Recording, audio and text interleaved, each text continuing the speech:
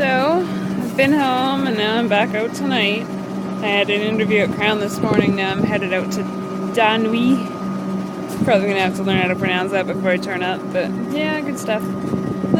And here's Melbourne weather for you. It was so hot today that, okay, I'm gonna go off on a bit into the side about Australian toilets here, but in Canada, establishments are legally required to provide a proper toilet facility, a clean, indoor, running water, proper toilet facility in every single establishment that sells drinks, food, anything. Grocery stores, any sort of stores have to have a public toilet available. In Australia, that is not the way. So I was in Target, ready to pass out from the heat, and I had to go, like, bad. So I boogied down to this cafe 2 doors over because they didn't have a toilet. So I go into the cafe and I'm like, do you have a toilet? And I know it sounds rude, but that's what they call it. If you call them a bathroom, they're like, you can't have a bath in there. It's like, thanks, asshole. I just want to pee. But anyway, so I'm like, do you have a toilet? And she's like, yes. I'm like, can I use it? Because she was like waiting for me to say something. And she's like, looks at me. I'm like, I'll buy something. She's like, okay. She gave me this toilet, and I went out back. And I went in this, it was a dunny, it was a fucking outhouse. And it was like a hot tin, it was a shed that was made out of metal. And this was one of the hottest days this year. So it's sitting there baking in the sun, and I basically shat in a bucket in this like metal shed, and it was the most hot, uncomfortable, horrible thing of my life. And so then Carolina was good enough to come and pick me up. And after I staggered out of there and to the place that I was going to meet her, I'm like, sorry, I didn't run there. She's like, are you going to faint? I'm like, maybe. Fucking terrible. Anyway. What doesn't kill you makes you stronger. God. So, yeah, anyway, it's all good. So I'm going to a restaurant. And my point was how the weather changes. It's bloody cold now. I'm wearing a jacket. And, you know, it's so windy, it's ridiculous. It feels like the cyclone's hitting here. Anyway, yeah, know where toilets are at every given time. Good flushing toilets, the kind with running water that aren't a bucket in a shed outside. I don't even know why they locked that up. Horrible. So I just finished my shift at the Italian joint. It's just about midnight. I worked pretty hard. And to be perfectly honest, I worked a lot harder than I'm willing to work at this point in my waitressing career. I've gotten pretty soft over the last while, and kind of like being soft. I don't like working really hard anymore. Let me explain a little bit more.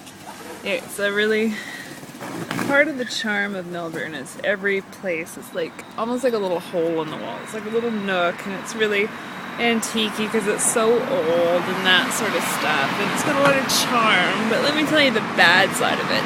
Everything's really tiny inside and all compact. So it's a 2-story restaurant, and to get up to the 2nd floor, I have to climb up a very, very long, extremely narrow staircase, and there's a huge overhang such that I have to bend when the plates are in my hand to the point where the plates touch the floor for me to get under it, to get it. And I had to go up and down that staircase about 70 times tonight, and I can't feel my ass or my hamstrings, and my feet are fucking throbbing. I'm sorry about the swearing, but I knew instantly as soon as I got there, I'm like, this job isn't for me. But I didn't, they scheduled me as a server tonight, so I didn't want to just be like, fuck off ski and run away. So I stayed for the duration of my shift because I'm a good person or something. And then it's such a proper Italian place. Like, I would recommend it to eat to anybody. It's fantastic. All of the food in the place is grown on the guy's farm. All of the meat, all the cheeses, all the vegetables, all the herbs. Excuse me, he brings everything and cooks everything from scratch. And he ages the meats, and then they've got a proper pastry chef in the back making all the breads and desserts from scratch. And it's they don't have a menu.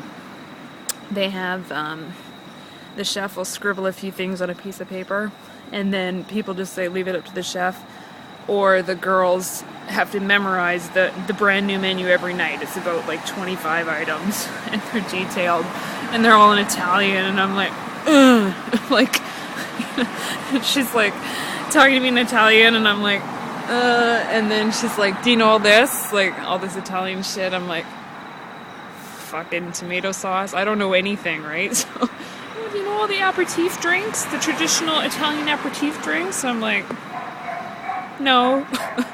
So, anyway, she thought I did really well. I think I did terrible. It consisted, because it was supposed to be two of us doing the upstairs section.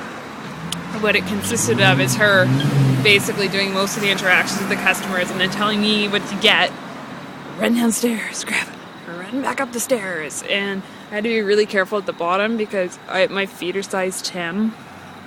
And they're longer than the stairs, and there's a lip on the stairs. So I had to be really careful that I didn't fall and die and break things, which they tend to discourage in fine dining establishments.